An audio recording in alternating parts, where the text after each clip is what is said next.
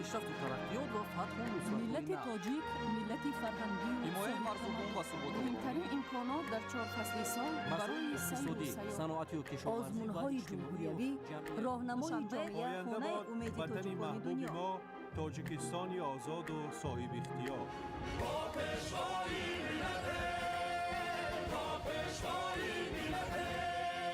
دوست باشید، اتفاق باشید، شکرانه همین دولت کنید، شکرانه همین سرزمین کنید، شکرانه کنید که چنین وطن عزیز و محبوب دارید.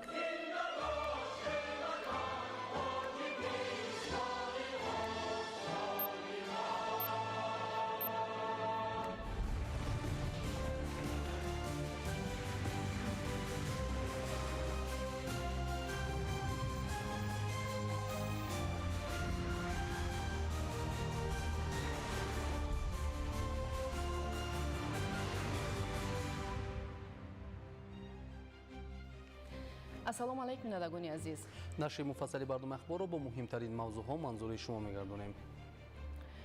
21-22 декабр президенти ҷумҳурии Тоҷикистон пешвои миллат муҳтарам Эмомалӣ Раҳмон бо сафари корӣ дар шаҳри Санкт-Петербурги Федератсияи Русия қарор доштанд.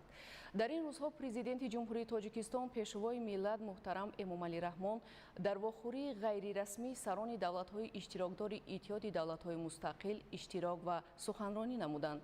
Инчунин 22 декабр дар ҳошияи нишасти ғайрирасмии сарони давлатҳои Иттиҳоди давлатҳои мустақил мулоқоти президенти ҷумҳурии Тоҷикистон пешвои миллат муҳтарам Эмомалӣ Раҳмон ва президенти Федератсияи Русия муҳтарам Владимир Путин баргузор гардид. 22 декабри соли 2025 дар ҳошияи нишасти ғайрирасмии сарони давлатҳои Иттиҳоди давлатҳои мустақил мулоқоти президенти ҷумҳурии Тоҷикистон пешвои миллат муҳтарам Эмомалӣ Раҳмон ва президенти Федератсияи Русия муҳтарам Владимир Путин баргузор гардид.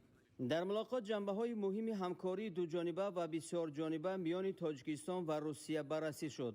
зарурати рушди минбаъдаи ҳамкорӣ дар доираи шарикии стратегӣ ва ҳампаймонӣ таъкид гардид.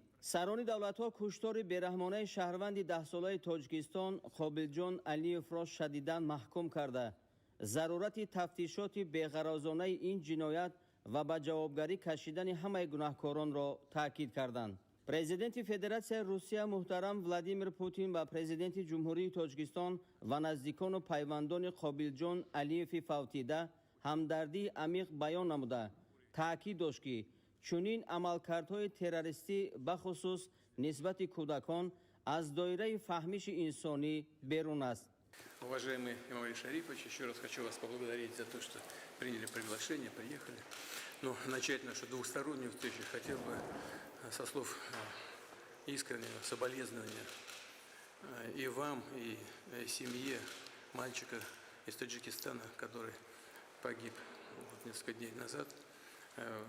Совершение терактов в отношении детей – это особенно отвратительное преступление. И без всякого сомнения, следствие будет доведено до конца, и виновные, если их несколько человек, безусловно, будут наказаны в полном объеме. Повторяю еще раз, меня шокировало просто это преступление. Как уже сказал, преступления подобного рода вообще выходят за грань понимания, но если совершаются вот такие теракты, совершаются еще в отношении детей, то это вызывает особые чувства. Прошу передать самые искренние слова соболезнования семье погибшего мальчика. Большое спасибо, уважаемый Владимир Ильич. Во-первых, спасибо за приглашение и теплый прием. Конечно, то, что произошло, это неожиданно. Большое спасибо сами сейчас выразили, чтобы тщательно со стороны наших правоохранительных органов расследование и виновные должны наказаны. Я надеюсь, что это будет на вашем контроле. Да, так и будет обязательно. Наши правоохранительные органы работают друг с другом очень тесно, и уровень доверия между ними очень высокий. Не сомневаюсь, что расследование будет полноценным, и мы будем держать в курсе того, что происходит, вас и ваших представителей из правоохранительных органов Таджикистана. سران دولت‌ها تصمیم گرفتند که به مقامات دخلدار هر دو جانب دستور دهند تا همکاری در مبارزه با چنین عمل‌های زورآورانه را تقویت دهند و در این سمت چاره‌های فوری اندیشیده شوند. پس از انجام سفر کاری در شهر سنت پتربورگ فدراسیون روسیه، پرزیدنت جمهوری تاجیکستان پیشوای ملت محترم امامعلی رحمان به وطن برگشتند. فعالیت گرمخانه‌ها در کشور امکانیت فراهم می‌آورد که بازار استعمالی با محصولات تر و تازه و با صفت تامین گردد. این اقدام بر رشد کشاورزی و تأمین امنیت آذوقه‌واری مساعدت می‌کند. برق استوار زمینه رشد، قدم‌های نو در راه تأمین دائمی نیروی برق، کارهای فرماندهی در کشور همانا ادامه دارند. هنر و استحصال مایه افتخار. قدردانی صنعتچیان و هنرمندان در بدخشان کوهی. رشد ساحه طب در کشور، خدمت‌رسانی‌های با صفت طبی و امکانیت‌های فراخ در این سمت. معرفی میراث غنی فرهنگی و تحکیم رابطه‌های دوستانه. برگزاری روزهای فرهنگی تاجیکستان در پاکستان. شرح این و دیگر خبرها در نشر مفصلی برنامه اطلاعاتی اخبار. تامین ثبات استعمالی با سبزیجات تر و تازه و فراوانی بازار با محصولات استحصالی خودی در تمام فصل سال با وسیع نمودن گرمخانه‌های معاصر وابستگی زیاد دارد و ثمره اقتصادیش را نیز کارشناسان منفعت‌آور می‌دانند. از برتری فعالیت گرمخانه‌های معاصر گوچهره ستار گزارش می‌دهد. برای رسیدن به یکی از هدف‌های اساسی حکومت مملکت، تأمین امنیت غذایی، کشاورزان جمهوری را می‌باید در اساس توصیه عالمان ساحه در استحصال محصولات از راه‌های اینوواسیونی پرورش زراعت کار گرفته، بنیاد گرمخانه‌های دائم عمل کننده را با استفاده از اصول‌های معاصر به راه مانند. موافق معلومات آماری امروز در مقیاس جمهوری تنها در بخش خواجگی‌های دهقانی و جمعیتی 239/3 هکتار گرمخانه‌های دائم عمل کننده فعالیت می‌کنند که به خاطر تأمین بازارهای داخلی در 113 هکتارش پرورش و استحصال سبزیجات تر و تازه به راه مانده شده است. در وضع امروزه یگانه راه تأمین طلبات استعمالی اهالی با سبزیجات تر و تازه این بلند برداشتن ثمره‌ناکی زراعت و استفاده تجربه پیشرفته است که خواجگیداران می‌توانند با تکیه به علم و مصلحت متخصصان به آن موفق گردند. پرورش زراعت‌های سبزیجاتی در گرمخانه‌های معاصر شرایط پیدا می‌کند که ما اگر در زمین کشاد مثال اگر 25-30 تن حاصل پمیدور گیریم یا بودرین گیریم در گرمخانه‌ها نه کم از 2-3 برابر حاصل ناکی زیاد میشد. برای گرفتن حاصل فراوان و باصفت در فصل تیرماه و زمستان و تأمین سبد استعمالی سهمداران دهات را میباید به بنیاد گرمخانه‌های اینوواسیونی توجه بیشتر ظاهر نموده میدان این گونه گرمخانه‌ها را وسیع‌تر نمایند.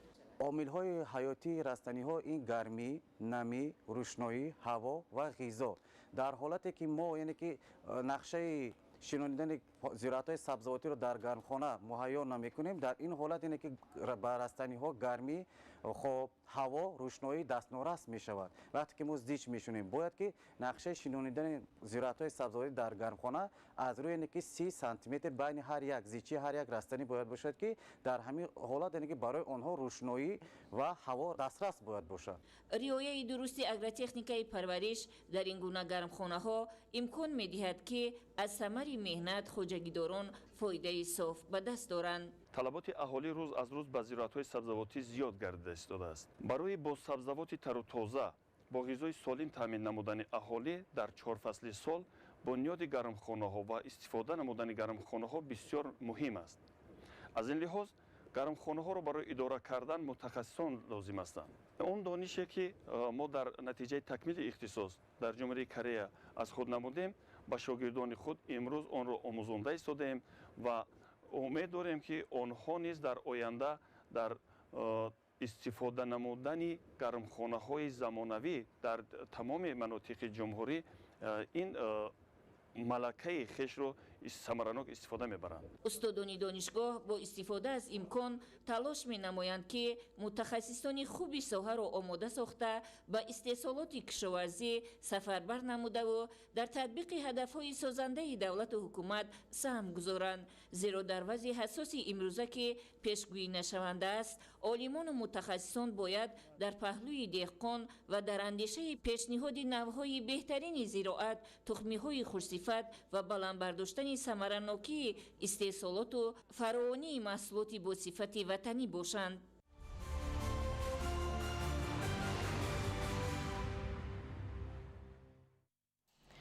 дар маркази ҷумҳуравии илмӣ таҷрибавии Академияи миллии илмҳои Тоҷикистон воқеъ дар вилояти Суғд аз тарафи олимон ҳамоиши илмӣ дар самти тутпарварӣ омодагӣ ба мавсими нави кирмакпарварӣ тайёр кардани ниҳоли тут барои шинонидан баргузор гардид. Кормандон дар баробари санҷиши ҳолатҳои дарахтони тут, муайянсозии навъҳо, оилаҳои кирмакро нигаҳдорӣ мекунанд. гузориш дар ин хусус. пойгоҳи таҷрибавии маркази илмии ҷумҳуриявии пиллапарварии Академияи илмҳои кишоварзии ҷумҳурии Тоҷикистон дар вилояти Суғд 10 гектар буда ҷои асосии гузаронидани таҷрибаҳои илмӣ ва истеҳсолӣ аст ки дар қитъаҳои алоҳида тутмайдони модарӣ, тутзори коллексионӣ интенсивӣ ва қитъаҳои алоҳида барои аз тухмии тут сабзонидани кӯчат мебошад ки дар ин ҷо номзадҳои илм, доктори илм, ходимони илмӣ, магистранто ва унвонҷӯён дар тамоми фасли сол корҳои илмии таҷрибавӣ пеш мебаранд.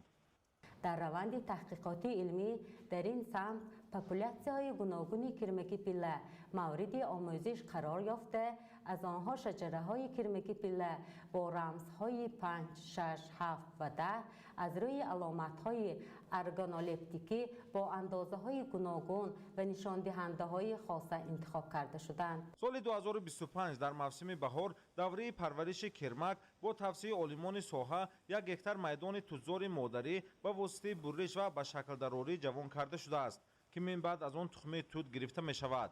ҳоло дар қитъаҳои таҷрибавӣ гузаронидани тадбирҳои зимистона, шудгори байни дарахтон ба ҳисоб гирифтани ҳолати дарахт, навдаҳо ва вобаста ба рӯзҳои мусоид яхобмонӣ идома дорад. талаботҳои агротехникӣ дар баробари андешидани дигар чораҳо ин саривақт ҷавон кардани дарахтон бо мақсади баланд бардоштани ҳосилнокии дарахтон аст. мо мана чӣ хеле ки дар ин ҷо ҳаста мани дарахтони модарӣ дар моҳи май дар охири давраи парвариши кирмак ҷавон карда шуданд, бурида шуданд ва мо мебинем ки онҳо навдаҳои онҳо дучанд боз ба ҳосил даромада онҳо метавонад оянда бо ҳосили хушсифат ва зиёди тухми туда дода тавонад. олимону мутахассисон ҷиҳати зиёд намудани манбаи хӯрокии кирмаки абришимӣ дар қитъаҳои таҷрибавӣ аз рӯи 26 намуд дарахтони коллексионии тут, навъҳои маҳаллии хориҷӣ корҳои таҷрибавӣ мегузаронанд. ҳар як таҷрибаи илмӣ доир ба кирмаки пилла ва тутпарварӣ мутобиқгардонӣ то ноҳиябандӣ шудан 5 солро дар бар мегирад. ҳоло зотҳои пурмаҳсули кирмаки пиллаи Истиқлол, Ситора 1 ва Ситора 2 дар санҷиши давлатӣ қарор доранд. мо якчанд дурагоҳо ихтиёр кардем. яке аз онҳо дурагии Хуҷанд 1, Хуҷанд 2, Ситора 1, Ситора 2 ва Истиқлол. ин дурагоҳо бо сифати худ, бо абрешимнокии худ, бо баромади нахи абрешим нисбати он пиллаҳое ки буданд афзалияти калон дорад. дар озмоишгоҳи маркази илмии пиллапарварии вилояти Суғд барои фасли нави кирмакпарварӣ таъмини хоҷагиҳо бо кирмак, оилаҳои шаҷараҳо, зоту дурагаҳои селексионӣ бо нишондиҳандаҳои афзалиятнок интихоб нигоҳдорӣ ва дар оғози фасли баҳор зинда карду мин баъд барои парвариш равона карда мешаванд.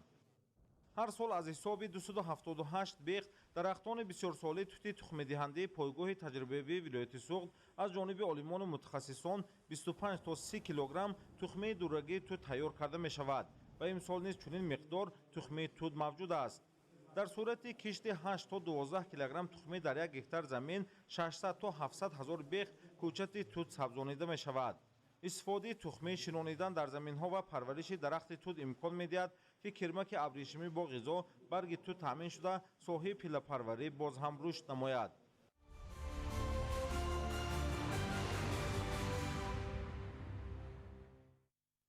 майдони боғ ва заминҳои киш дар шаҳри Панҷакент ҳамасола васеъ карда мешавад. ин тадбир дар заминаи роҳнамоии пешвои миллат муҳтарам Эмомалӣ Раҳмон рӯи даст гирифта шуда, ҳадаф нақш гузоштан дар фаровонии бозорҳои истеъмолӣ ва рушди содирот ба кишварҳои хориҷ мебошад. توجه نمایید به گزارش نوبتی. ساکنان شهر باستانی پنجکند با استفاده از دستگیری و راهنمایی‌های همیشگی پیشوای ملت محترم امام علی رحمان برای تطبیق یکی از هدف‌های استراتژی حکومت مملکت تأمین امنیت اوضاع‌قواری چاره و تدبیرهای مؤثر راه اندازی می‌نمایند. حالا در شهر پنجکند زیاد از 100 گرمخانه خرد و بزرگ موجود است که اهل زحمت با رویانیدن حاصل فراوان در قنوات بازار استعمالی نقش شایسته دارند. همسالا با دست آوردن تا 50 تن محصولات از گرمخانه مغیان اگرو تجربه خوب کشاورزان در استفاده خوب زمین را بازگو می‌کند. دسترنج کشاورزان مغیان اگرو قنوات بازارهای استعمالی و دسترسی ساکنان در شهر پنجکند را به محصولات تر و تازه خوش‌صفت در همه فصل سال تامین می‌نماید. اصول کشت و آبیاری در گرمخانه مغیان اگرو در شکل معاصر با رعایت درست قاعده‌های اگرتکنیکی کشاورزی صورت می‌گیرد. گرمخانه در دهات خلیفه حسن شهر پنجکند در زمینه سپارش‌های راهبر دولت محترم امام علی رحمان وابسته به تطبیق هدف استراتژی تامین امنیت اوضاع‌قواری از جانب مراد قل یوسفو در مساحت 1 هکتار زمین تشکیل کرده شده است. خط‌های تکنولوژی از کره جنوبی و کشور چین وارد شده آبیاری به طرز خودکار صورت می‌گیرد. تامین سبزیجات در وقت و ساعت معین با آب که با اصول قطرگی راه اندازی شده است تلفات آب را تا 4 مرتبه کاهش می‌دهد. کشت و پرورش سبزیجات با جلب 23 ساکن محلی که تجربه خوبی کشاورزی دارند به راه مانده شده است. پامیدور و قلنفور بلغاری، قلفینای، لیمو، گلکرم، بودرینگ و دیگر نوع سبزیجات در یک سال تا 4 مرتبه رویانیده می شود. امتیاز و سبکی‌های از جانب حکومت مملکت داده شده کشاورزان شهر به خصوص در گرمخانه مغیان اگرو اهل زحمت را به اندیشیدن تدبیرهای مؤثر وادار نموده افزایش حجم استحصالات، تأسیس جایهای ایلوگی کاری و تامین بازار استعمالی با سبزیجات از لحاظ اکولوژی بی‌ضرر را از جمله نخست هدف در سمت فعالیت می‌دانند. این و دیگر گرمخانه‌های شهر پنجکند فعالیت خود را در حال رشد می‌بخشند که نقش کشاورزان کشور در استحصال محصولات از لحاظ اکولوژی تازه از جانب پیشوای ملت محترم امام علی رحمان ضمن ارائه پیام نوبتی قدر و سپاس گردید. در ادامه ابراز سپاس به خواجه‌گداران کشور سرور دولت محترم امام علی رحمان با استناد به معلومات سازمان اوضاع و کشاورزی سازمان ملل متحد افزایش ساکنان در سیاره زمین از گرسنگی اذیت داشته را تا سال 2003 بیشتر از 500 میلیون نفر گفتند. تأکید و راهنمایی پیشوای ملت محترم امام علی رحمان وابسته به استفاده خوب زمین، وسیع نمودن میدان کشت از حساب زمین‌های بیکار خوابیده، تشکیل گرمخانه‌ها و استفاده درست تخمی و اگرتکنیک کشت در شهر پنجکند نیز مسئولین را به اجرای وظیفه‌های نو موظف نموده است. در شهر به حالت امروز مساحت زمین‌های کشاورزی زیاده از 11000 هکتار را تشکیل نموده، خواجه‌گداران با استفاده از شرایط و اقلیم مساعد همساله به گرفتن حاصل خوب دستیاب می‌شوند.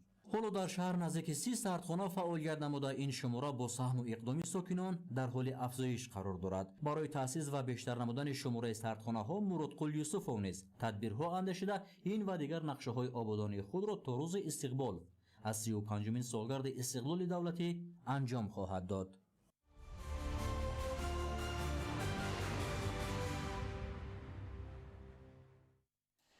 در شهر خوروغ مراسم جایزه سپاری جنبستی ساحه‌های صنعت، هنرمندی، سیاحی و زنبور عسل‌پروری در سال 2025 برگزار گردید. در چاره‌بینی بهترین محصولات صنعتی به معرض گذاشته شده، صاحبکارانی که در استحصال محصولات وطنی و به صادرات نگرانیده شده سهم‌گذاری نموده ایستادند، قدردانی کرده شدند. گزارش در این خصوص.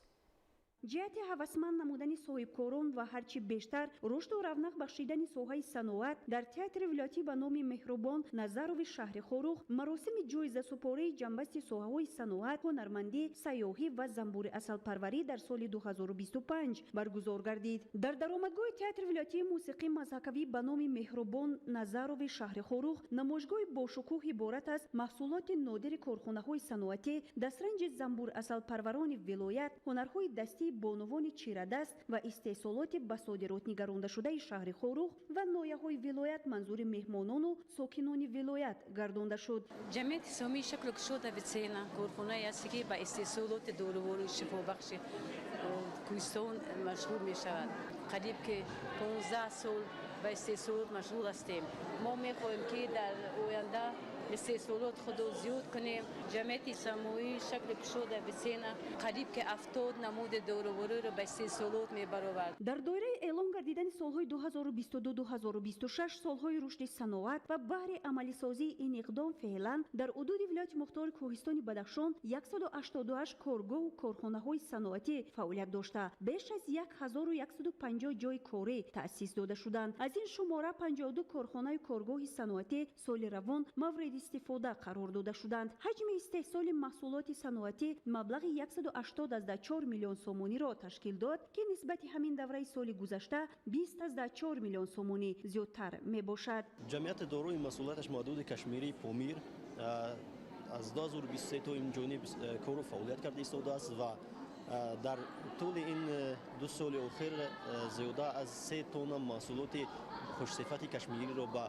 کشورهای خارجی صادرات نموده است. پیشوای معظم ملت محترم امام علی رحمان به رشد بی‌میلان اقتصاد و اجتماعی ولایت مختار کوهستان بدخشان توجه مخصوص داده برای بهبودی بخشیدن سطح و صفت زندگی مردم همساله تدبیرهای نیک روی کار آورده می شود. در تالار تئاتر موسیقی مضحکوی به نام مهربان نظروی شهر خروغ نخست چاره‌بینی رسمی سیاسی مراسم جایزه سپاری جنبش ساحه‌های صنعت، هنرمندی، سیاحی و زنبور عسل پروری در سال 2025 برگزار گردید. قیدگردی که ساحه صنعت همچون هدف عالی مملکت عنوان گردیده همساله برای رواج و رونق بخشیدن آن در مقیاس ولایت چاره‌های تأخیرناپذیر اندیشیده شده ایستادند. در این ضمن باید قید نمود که مجموع محصولات صنعتی سال گذشته به طور بی‌سابقه یعنی 53% افزایش یافته سال روان باشد در 11 ماه 15% را تشکیل می‌دهد. قید گردید که جنبه دیگری که آینده رشد اقتصادی و اجتماعی ولایت را تکان جدی می‌بخشد این رونق ساحه صنعت کوهی میباشد. با این مقصد در حدود ولایت 43 کان، 46 ظهورات معدن با 24 نمود کندنی‌های فایده‌ناک و نقطه‌های دارای سنگ‌ها و متال‌های قیمت‌بها مهیا شدند. مراسم جایزه سپاری جنبش ساحه‌های صنعت، هنرمندی، سیاحی و زنبور عسل پروری در سال 2025 برگزار گردید. در این ضمن به زیاده از 30 نفر صاحبکاران و بیش از 15 نفر هنرمندان نیز تحفه‌ها و مبلغ پولی و افتخارنامه‌ها تقدیم گردیدند. همچنین 6 نفر زنبور عسل پرور و زیاده از 10 نفر نمایندگان و شرکت‌های سیاحی و اسوسیاسیون و مرکزهای خدمت رسانی و مهمانخانه‌های خرد و کلان در وضعیت تنتنوی با تحفه‌ها و افتخارنامه‌ها قدردانی گردیدند. در انتهای چاره‌بینی به 4 نفر بهترین نمایندگان ساحه‌های صنعت، سیاحی، هنرهای مردمی و زنبور عسل پروری شاه جایزه‌های ساحوی در وضعیت تنتنوی سپرده شدند. اینچنین با اشتراک هنرمندان ممتاز تئاتر ولایتی به نام مهربان نظروی شهر خروغ برنامه رنگین کنسرتی پیشنهاد اهل تالار گردانده شد.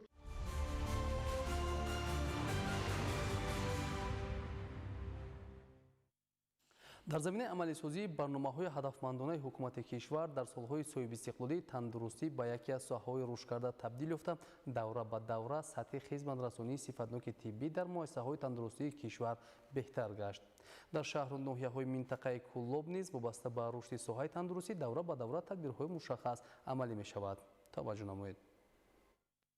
با شرافت پایداری استقلال دولتی соҳаи тандурустӣ ва ҳифзи иҷтимоии аҳолӣ дар кишвар рушд намуда дар натиҷаи татбиқи сиёсати созандаи ҳукумати ҷумҳурии тоҷикистон сол то сол бо бунёду азнавсозии муассисаҳои тандурустӣ ва фароҳам сохтани шароити муосири хизматрасонӣ ба таъсиси ҷойҳои нави корӣ ва таъмини ҳифзи солимии аҳолӣ ки боигарии асосии давлат ба ҳисоб меравад замина гузошт.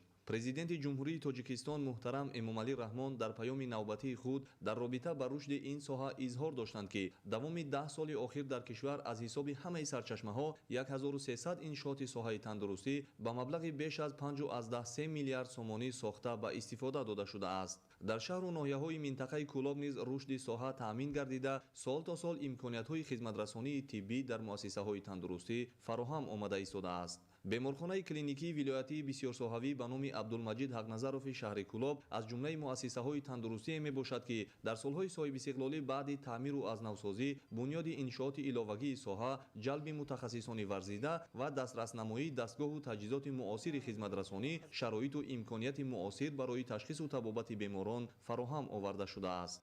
аз паём то паём дар соҳаи тандурустӣ бисёр дастгириҳои назаррас ва чашм расид. алал хусус дар беморхонаи бисёрсоҳавӣ ба номи Абдулмаҷид Ҳақназарови шаҳри Кӯлоб که توجه سرور دولت به سوهای تندرستی به نهایت زیاد است، یک قطار تجهیزات‌های گران ارزش وارد گردید. دیگر می توانند که ساکنان شهر کلاب سرسان و سرگردان به شهر دوشنبه و دیگر شهرها نروند. علل خصوص جراحی‌هایی که در دیگر جاها گذرانده میشد امروز در خود شهر کلاب گذرانده می شود. همه این دستاوردها از وحدت، آرامی و پیشرفت تاجیکستان صاحب استقلال ما می باشد.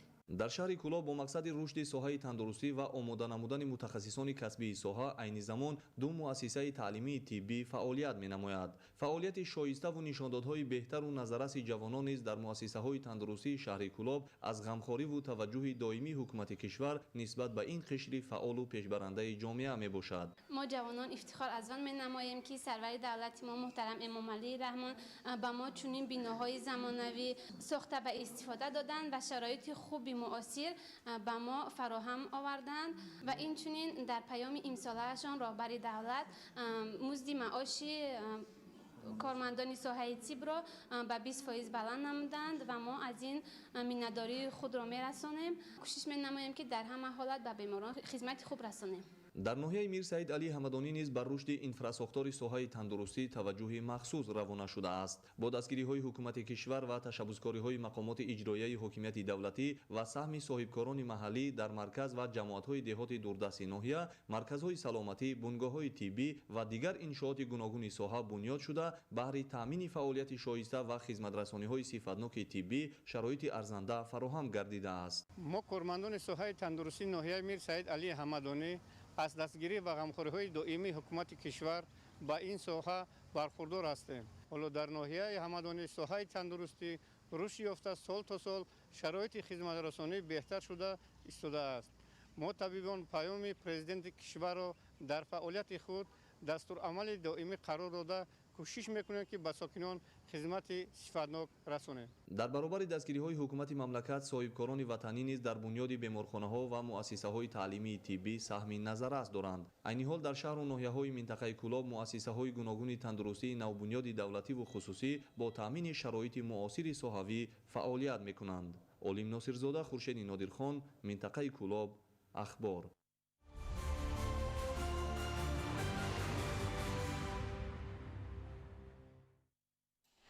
бемории зуком ва роҳҳои нафас ҳамасола бо шурӯъ гардидани фасли сармо байни мардум паҳн мегардад. мутахассисони соҳаи тиб омилҳои гирифторӣ ба ин гуна бемориро дар яку якбора сард шудани обу ҳаво шарҳ доданд. шаҳри бештар дар таҳияи қамариддин ҳусейнзода. ҳар сол баробари фаро расидани фасли сармо шумораи гирифторони бемориҳои шадиди роҳи нафас аз ҷумла бемории зуком зиёд мешавад. тибқи маълумоти кормандони соҳа, ҳангоми иваз шудани ҳаво масъулияти бадани одам паст гардида шахс гирифтори вирусҳои гуногун мегардад.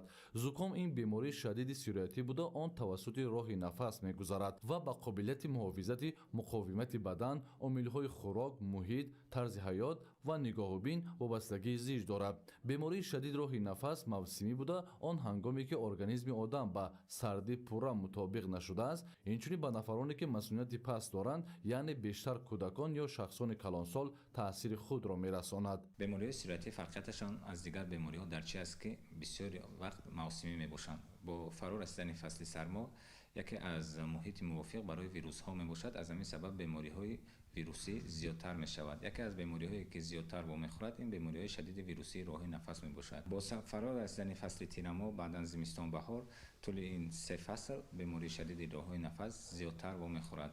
аз ҳамин сабаб аз ҷиҳати беморишавӣ бемориҳои сироятии шадиди роҳи нафас ҳам дар байни бемориҳои сироятӣ ва ҳам дар байни бемориҳои ғайрисироятӣ дар ҷой аз ҷиҳати бемориоварӣ беморишавӣ ҷойи аввалро мегиранд.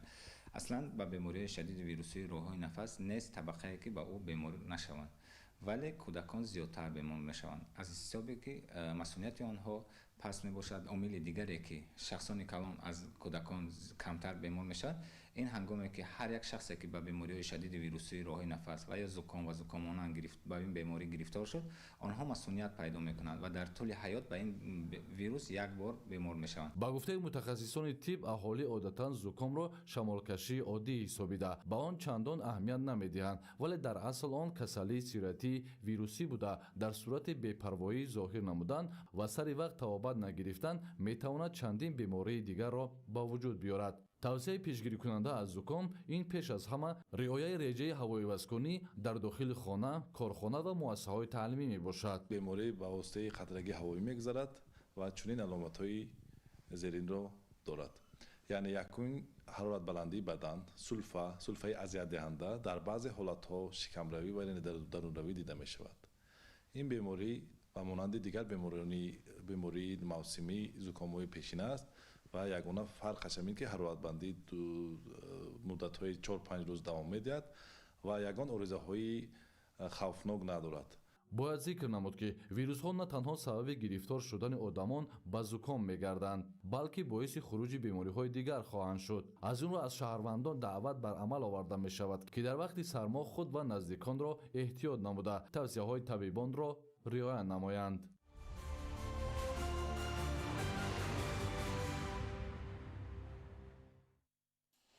дар низоми давлатдории муосири ҷумҳурии тоҷикистон паёми президенти ҷумҳурии тоҷикистон муҳтарам эмомалӣ раҳмон ба маҷлиси олии ҷумҳурии тоҷикистон дар бораи самтҳои асосии сиёсати дохилӣ ва хориҷии ҷумҳурӣ на танҳо санади сиёсӣ балки дорои аҳамияти амиқи фалсавӣ, маънавӣ ва методологии рушди давлат мебошад. ин санад маҷмӯи андешаҳоеро таҷассум мекунад ки самтҳои асосии сиёсати дохилӣ ва хориҷии мамлакатро муайян намуда дурнамои рушди самтҳои мухталиф дониста мешавад.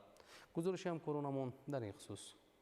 паёми президенти ҷумҳурии тоҷикистон паёми созанда ва кафили таъмини рушди босуботи кишвар.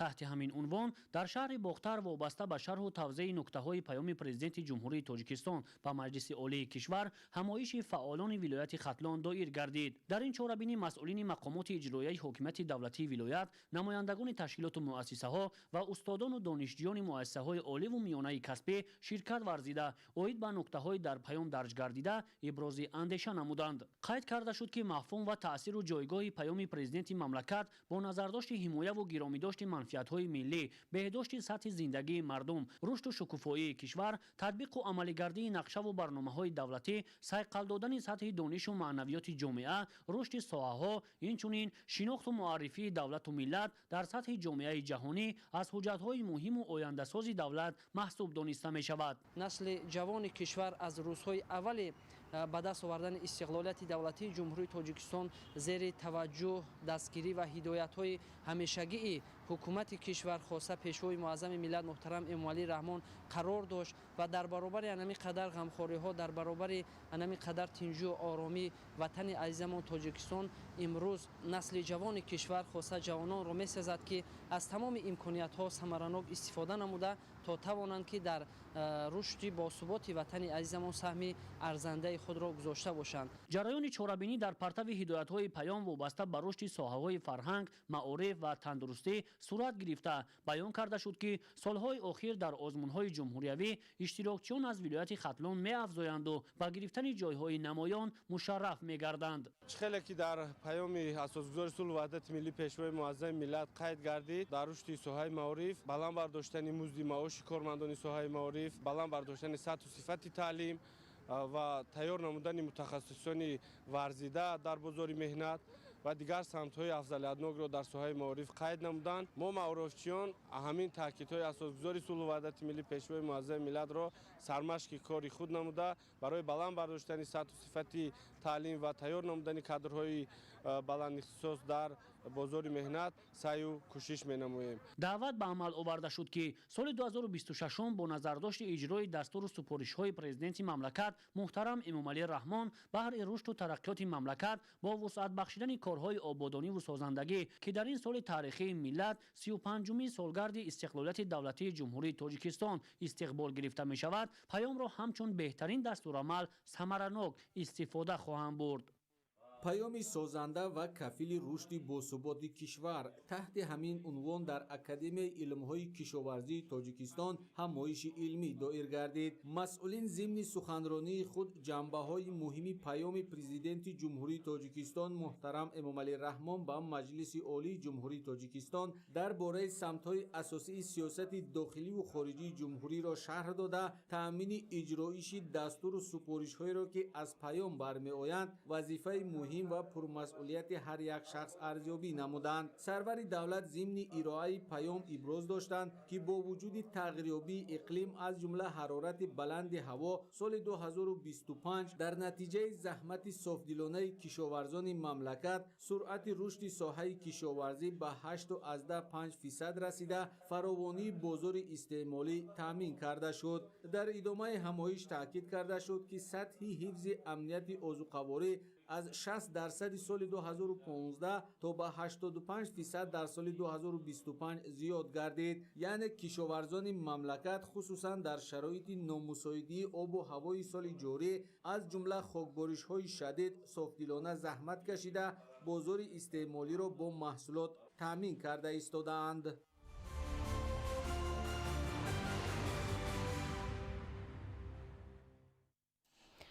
эмомалӣ раҳмон пешвои сулҳофар таҳти ҳамин унвон имрӯз дар шаҳри душанбе ҳамоиши ҳизбӣ баргузор гардид. гузориш дар ин хусус бо ибтикори кумитаи иҷроияи марказии ҳизби халқии демократии тоҷикистон ба муносибати бо ҷоизаи байналмилалии сулҳ ба номи Лев Толстой сарфароз гардидани президенти ҷумҳурии тоҷикистон пешвои миллат муҳтарам Эмомалӣ Раҳмон таҳти унвони Эмомалӣ Раҳмон пешвои сулҳофар ҳамоиши илмии назариявӣ баргузор гардид. иштирокчиён таъкид намуданд ки таҷрибаи сулҳофари тоҷикистон таҳти роҳбарии муҳтарам Эмомалӣ Раҳмон имрӯз ҳамчун намунаи нодири муваффақи ҳалли низоъҳо дар арсаи байналмилалӣ эътироф шудааст. зимни сухандониҳо зикр гардид ки сиёсати оқилона, таҳаммулпазирӣ, муколама ва ҳамкории созандаи пешвои миллат ба таҳкими муносибатҳои дӯстона миёни кишварҳо мусоидат намуда нуфузу обрӯи тоҷикистонро дар ҷомеаи ҷаҳонӣ боз ҳам боло бурдааст.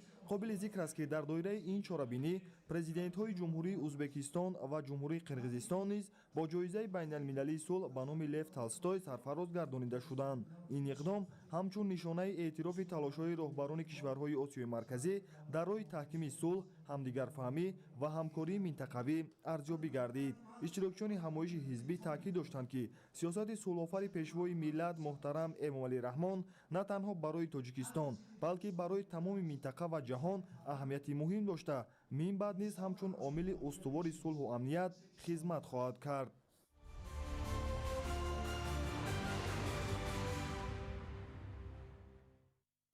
энергетика соҳаи муҳимтарини пешбурди иқтисодиёт ва иҷтимоиёт ба шумор меравад. манбаи асосии истеҳсоли қувваи барқ ин захираҳои обии мамлакат мебошад. бинобар ин имрӯз аз тарафи ҳукумати ҷумҳурии Тоҷикистон тамоми тадбирҳо андешида мешавад ки захираҳои обии кишвар самаранок истифода гарданд. дар ин баробар мақомоти дахлдор барои ошкору бартарафсозии қоида вайронкуниҳо дар самти истифодаи нерӯи барқ тадбирандешӣ мекунанд. гузориш дар ин хусус бо мақсади таҳкими назорати давлатӣ ва пешгирии талафоти нерӯи барқ, кормандони агентии назорати давлатии энергетикӣ дар вилояти Хатлон дар зеристгоҳи барқии 35 ба 10 киловолтаи ноҳияи Хуросон корҳои санҷишӣ анҷом доданд. дар ҷараёни ин санҷиш якчанд ҳолатҳои қонунвайронкунӣ аз ҷумла истифодаи ғайриқонунӣ ва дуздии нерӯи барқ ошкор гардид. мутахассисон таъкид мекунанд ки чунин ҳолатҳо боиси халалдор шудани кори мӯътадили зеристгоҳҳо, паст гардидани сифати таъминоти барқ ва зиёд шудани талафоти техникӣ мегардад. ин дар навбати худ ба тамоми низоми энергетика таъсири манфӣ мерасонад.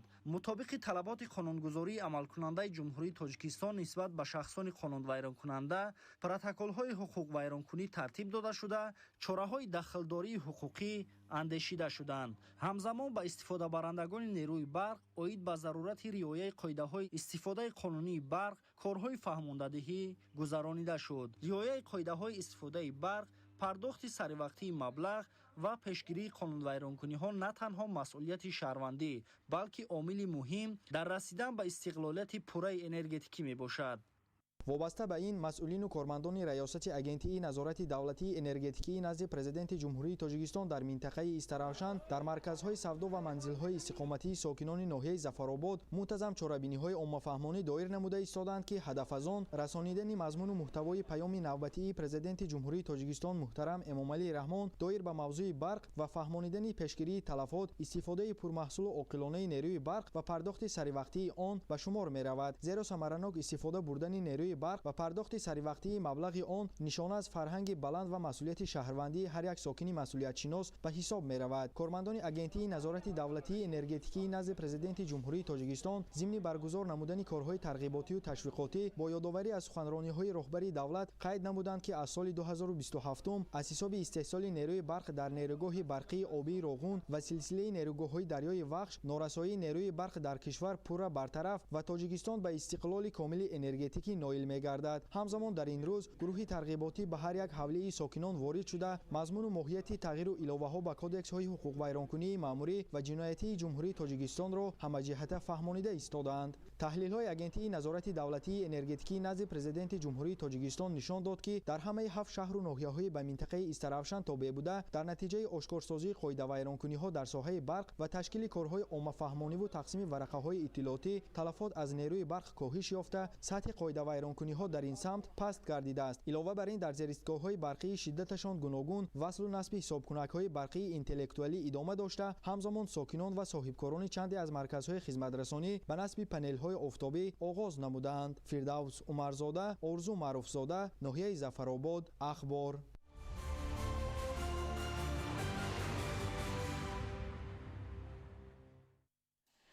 مناسبت‌های فرهنگی تاجیکستان و پاکستان با دستاوردهای نظررس به مرحله نو وارد گردید که راه‌اندازی روزهای فرهنگ جمهوری تاجیکستان در جمهوری اسلامی پاکستان شهادت این گفته هاست.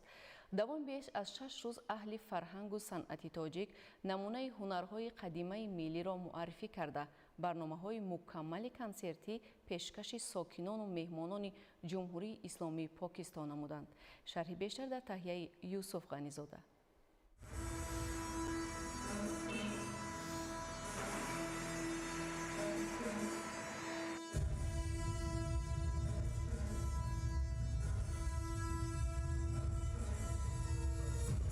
марҳилаи нави муносибатҳои гуногун ҷанбаи ҷумҳурии тоҷикистон ва ҷумҳурии исломии покистон. баргузории рӯзҳои фарҳанги ҷумҳурии тоҷикистон дар ҷумҳурии исломии покистон аз 16 декабр то 24 декабр. 18 декабр дар шаҳри исломобод пойтахти ҷумҳурии исломии покистон маросими расмии ифтитоҳи рӯзҳои фарҳанги ҷумҳурии тоҷикистон дар ҷумҳурии исломии покистон баргузор гардид ки дар он президенти ҷумҳурии исломии покистон муҳтарам осиф алӣ зардорӣ иштирок ва суханронӣ намуданд. Pakistan, Tajikistan do'sti zindabad.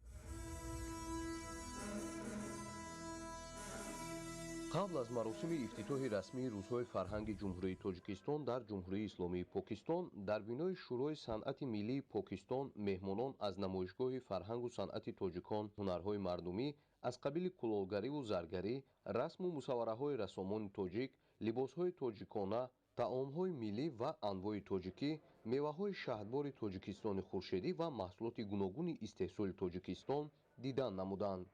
ضمن افتتاح این تدبیر مهم فرهنگی که با ابتکار رهبریت تاجیکستان و پاکستان راه اندازی گردید ابراز شد که مناسبت‌های گوناگون جنبه دو کشور دوست با عملی نمودن چنین نقشه‌های آینده‌دار باز هم قوی‌تر و استوارتر می‌شوند. در تحکیم رابطه‌های تاجیکستان و پاکستان نقش پرزیدنت جمهوری تاجیکستان محترم امامعلی رحمان کلیدی ارزیابی گشت. در طولانی کنسرتی شورای صنعت ملی پاکستان برنامه پرشکوه فرهنگی که инъикосгари дӯстӣ ва ҳамдилӣ дастовардҳои соҳибистиқлолии тоҷикистон ва рақсу мусиқиҳои дилнишин буд аз ҷониби санъаткорони тоҷик ҳамчун армуғони дӯстӣ манзури иштирокдорон карда шуд.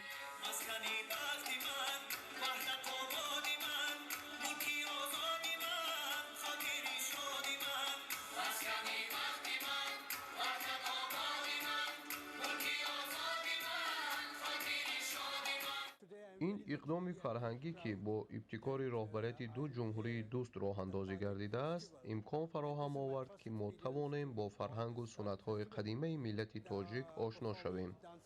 дар исломобод бисёр барномаҳои рангини фарҳангӣ ҳунармандони тоҷик манзур намуданд ки ҷолибу хотирмон буд. бигзор дӯстӣ байни тоҷикистону покистон поянда бошад ва мо тавонем тавассути ҳамин гуна тадбирҳо муносибатҳоро боз ҳам қавитар намоем. мо дар ҳошияи рӯзҳои фарҳанги тоҷикистон дар ҷумҳурии исломии покистон аз намоишгоҳҳо тамошо намуда таъссуроти нек бардоштем. махсусан либосҳои тоҷикӣ барои мо хеле писанд омад. барномаи консертии пешкашнамудаи ҳунармандони тоҷик низ аз ҷониби сокинони покистон хуш истиқбол гардид. ин ҳамкориҳо, ин рафту омадҳо бовар аст ки дар оянда барои рушди ҳамкориҳои гуногунҷанбаи ду ҷумҳурии дӯст таъсири мусбат мерасонанд. дар амалӣ гардидани ин иқдом ва қавӣ гардидани ҳамкориҳои мо саҳми роҳбарони тоҷикистону покистон беназир аст. дар ҳошияи рӯзҳои фарҳанги ҷумҳурии тоҷикистон дар ҷумҳурии исломии покистон 19 ва 20 декабр дар шаҳри исломобод бо иштироки аҳли фарҳангу санъати тоҷикистону покистон барномаи муштараки фарҳангӣ ва намоиши ҳунарҳои дастӣ, таомҳои миллӣ, филмҳои истеҳсоли синамогарони тоҷик, либосҳои хоси ду миллати дӯст ва аксу мусаввараҳои рассомони тоҷик доир гашт. давоми 2 рӯз дар маркази мероси фарҳангии халқии локвирсаи шаҳри исломобод барномаи консертии муштараки ҳунармандони тоҷикистону покистон пешниҳод гардид, ки аз ҷониби сокинону меҳмонони шаҳри исломобод гарму самимӣ истиқбол шуд.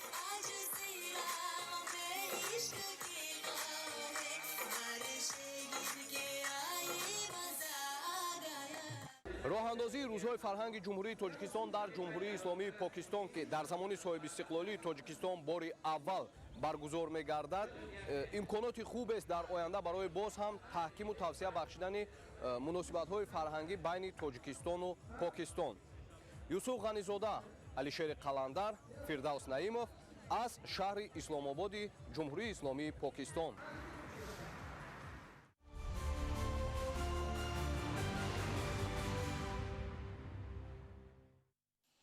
ихтироъ, навоварӣ ва андешаи тоза заминаи рушди ҷомеаи муосир аст. бо ҳамин мақсад дар шаҳри Исфара озмуни ихтироъкорон ва навоварон баргузор гардид, ки дар он ҷавонони эҷодкор дастовардҳо ва лоиҳаҳои худро ба намоиш гузоштанд. гузориши навбатӣ дар ин хусус. дар доираи иҷрои дастуру супоришҳои президенти ҷумҳурии тоҷикистон муҳтарам Эмомалӣ Раҳмон, ки дар паём ба маҷлиси олӣ дар бораи самтҳои асосии сиёсати дохилӣ ва хориҷии ҷумҳурӣ вобаста ба рушди сармояи зеҳнӣ, ташаккули иқтисодӣ ба дониш ва навоварии асосёфта, рушди ҳамаҷонибии фаъолияти ихтироъкорӣ байни ҷавонону наврасон баён дошта буданд, дар шаҳри Исфара озмуни ихтироъкорон ва навоварони ҷавон гузаронида шуд. озмун бо ташаббуси филиали донишгоҳи технологии тоҷикистон доир гардида, ҳадафи асосии он дарёфти истеъдодҳои ҷавон, тарғибу ташвиқи соҳа дар байни толибилмону донишҷӯён, ҳамчунин дастгирӣ ва ҳавасманд намудани ҷавонони лаёқатманде, ки дорои қобилияти зеҳнии эҷодӣ буда ба фаъолияти навоварию ихтироъкорӣ шавқу рағбат доранд, арзёбӣ гардид. дар ин озмуни имрӯза зиёда аз 30 нафар иштирокчиён аз гӯшаю канори шаҳри Исфара ҷамъ омаданд ва онҳо корҳои ихтироъкорию навоварии худро баҳри аъзоёни ҳакамон ва иштирокчиён пешниҳод карда истоданд. ихтироъҳо бештар ба самтҳои технологияҳои муосир, сарфи энергия, ҳифзи муҳити зист ва беҳтарсозии истеҳсолот равона шуда буданд. бояд зикр намуд, ки чунин озмунҳо барои дарёфт ва дастгирии истеъдодҳои ҷавон заминаи мусоид фароҳам оварда, ба рушди илму маориф ва пешрафти соҳаи технология дар кишвар мусоидат менамоянд. ихтироъе ки имрӯз ман овардам, ин марсахоте мебошад, ки бо зеҳни сунӣ идора карда мешавад. яъне ин метавонад роҳи худашро худаш ёбад.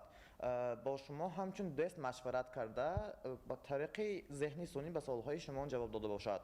ин аз дигар марсахотҳо фарқияти дигаре дорад, ки он метавонад дар гардиши 360 дараҷаро бемалол бе ягон мавоният иҷро карда бошад.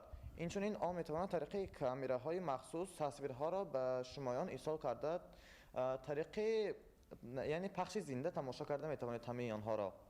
дар фарҷоми чорабинӣ ғолибон бо ифтихорнома ва тӯҳфаҳои хотиравӣ қадрдонӣ гардида, ба иштирокчиён барои идомаи корҳои илмӣ ва татбиқи ихтироъҳо тавсияҳо дода шуд. баргузории чунин чорабиниҳо далели таваҷҷӯҳи рӯзафзуни муассисаҳои таълимӣ ба рушди иқтидори зеҳнии ҷавонон ва омода намудани мутахассисони соҳибкасб ба ҳисоб меравад.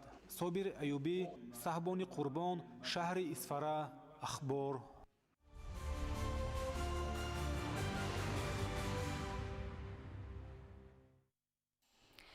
дар шаҳри душанбе чемпионати ҷумҳурии тоҷикистон оид ба ҷудо миёни мардон баргузор гардид ки рақобатҳо дар 7 вазн ҷараён гирифтанд. дар ин мусобиқа варзишгарони ҳирфаӣ иштирок намуда рафти онро доварони бо таҷриба ва собиқадор назорат ва ҳакимӣ карданд. тафсилоти бештара гузориши навбатӣ. чемпионати ҷумҳурии тоҷикистон оид ба ҷудо дар соли 2025 миёни мардон дар маҷмӯаи варзишии донишгоҳи миллии тоҷикистон сурат гирифт. маросими ифтитоҳи мусобиқа дар фазои тантанавӣ бо иштироки мухлисони зиёд, намояндагони кумитаи кор бо ҷавонон ва варзиш, роҳбарияти федератсияи ҷудои кишвар, варзишгарону собиқадорони соҳа роҳандозӣ шуд. имсол дар чемпионат наздики 250 ҷудокор аз вилояти мухтори кӯҳистони Бадахшон, вилоятҳои Суғду Хатлон, шаҳру ноҳияҳои тобеи марказ ва шаҳри Душанбе дар 7 вазн маҳоратсанҷӣ намуданд. масъулин зимни суханронӣ таъкид карданд, ки чунин мусобиқаҳо дар рушди ҷудо, такмили маҳорати варзишгарон, дарёфти чеҳраҳои болаёқат ва омодасозии онҳо ба мусобиқаҳои байналмилалӣ нақши муҳим доранд. дар маросим ба 3 нафар хатмкардаи Академияи Федератсияи байналмилалии ҷудо Муҳаммад Мурод Абдураҳмонов, Комушои Устопирён ва Суҳроб Абдураҳмонов сертификатҳои расмии Федератсияи байналмилалии ҷудо супорида шуданд. ин мураббиён аз 1 то 8 декабр дар шаҳри Будапешти Маҷористон дар курсҳои омӯзишии байналмилалӣ иштирок намуданд. дар рӯзи якуми мусобиқа рақобатҳо дар 3 вазн 60, 66 ва 73 кило сурат гирифтанд. рӯзи дуюми чемпионати Тоҷикистон оид ба ҷудо миёни калонсолон рақобатҳои ҷолибу диданӣ ва натиҷаҳои ғайриинтизорро ҳам дар пай овард. дар вазни 81 килограмм рақобат барои медали тилло шадид шуд. Бахтиёр Бозоров аз ҳайати дастаи Душанбе бо ҳамдастаи худ Абубакр Боқиев рақобат намуд. дар ин нерӯсанҷӣ Абубакр Боқиев тавонист, ки бартарӣ нишон дода соҳиби медали тилло шавад. медалҳои биринҷиро бошад Абубакр Шеров ва Эҳсон Искандарзода моли худ карданд. дар вазни 90 килограмм Умар Расулов аз ҳайати дастаи шаҳру ноҳияҳои тобеи марказ бар Музаммир Каримзода аз ҳайати дастаи Душанбе ғолиб шуд ва қаҳрамони Тоҷикистон гардид. Туйчибек Шарипов, Яқубҷон Назиров ба минбари ифтихории зинаҳои сеюм баромаданд. дар вазни 100 килограмм ҳамаи мақомҳои ифтихориро варзишгарони дастаи Душанбе ишғол карданд. Саидҷамол Алимардонов бо Парвиз Абдураҳмонов даст ба гиребон шуда, дар як рақобати сахту сангин Парвиз Абдураҳмонов тавонист, ки ҳарифашро ноком созад ва медали тиллоро ба даст биёрад. Абубакри Акобир Бахтовар Бобухонов медалҳои биринҷиро ба гардан овехтанд. дар вазни ҷамъи 100 килограмм бошад варзишгари шинохта ва яке аз калонсолтарин ҷудокорони кишвар Дадахон Қурбоналиев қаҳрамон шуд. ӯ дар финал бо Муҳаммад Расул Давлатов аз дастаи Рашт нерӯ санҷид ва тавонист, ки аз таҷрибаи ғании худ истифода намуда Давлатовро ноком созад. Некрӯз Некбахтзода Умар Муносибов барандаи нишонҳои биринҷӣ гардиданд. акнун беҳтаринҳои ин мусобиқа соли оянда ба чорабиниҳои сатҳи байналмилалӣ сафарбар карда мешаванд. ногуфта намонад, ки ғолибон ва ҷоизадорони чемпионати Тоҷикистон аз ҷониби Федератсияи ҷудои кишвар бо ҷоизапулиҳо сарфароз гардонинданд. ғолибони медалҳои биринҷӣ бо 5000 сомонӣ, барандаи медали нуқра бо 7000 сомонӣ ва чемпиони кишвар бо 10000 сомонӣ мукофотпулӣ сарфароз шуданд.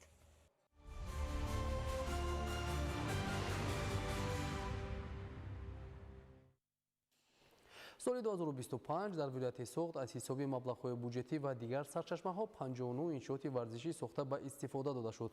айни замон дар вилоят дар маҷмӯъ 49 варзишгоҳ ва 2087 майдончаи варзишӣ, ки 70% он ба рушди футбол равона шудааст, мавриди истифода қарор дорад. тафсилоти бештар дар гузориши Абдуваҳоби Абдусаттор.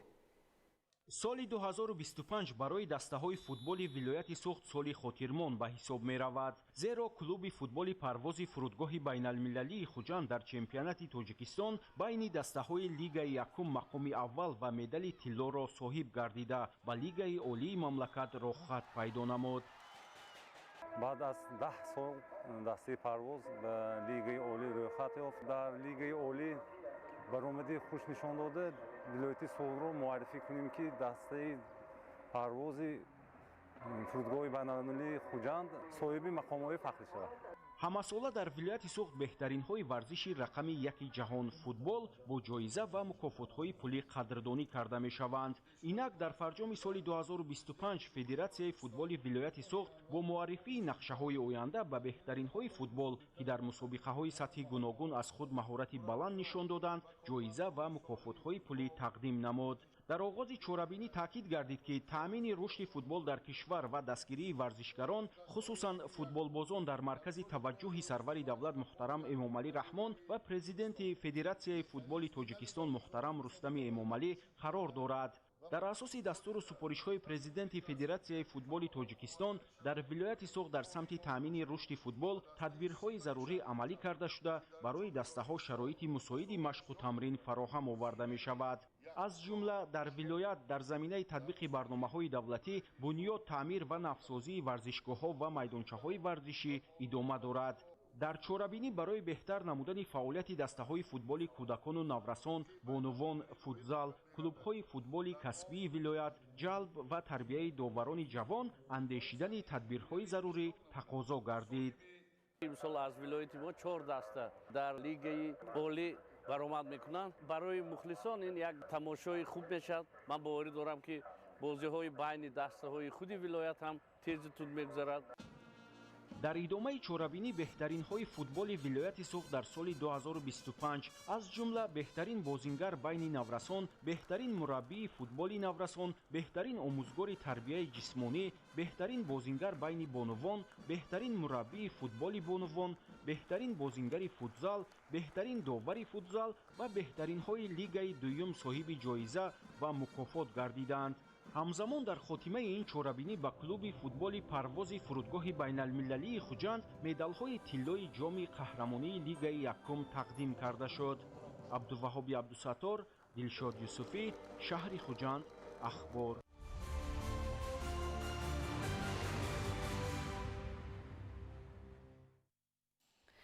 бинандагони азиз, барномаи иттилоъоти ахбор хотима меёбад. тансияту хонобод бошед.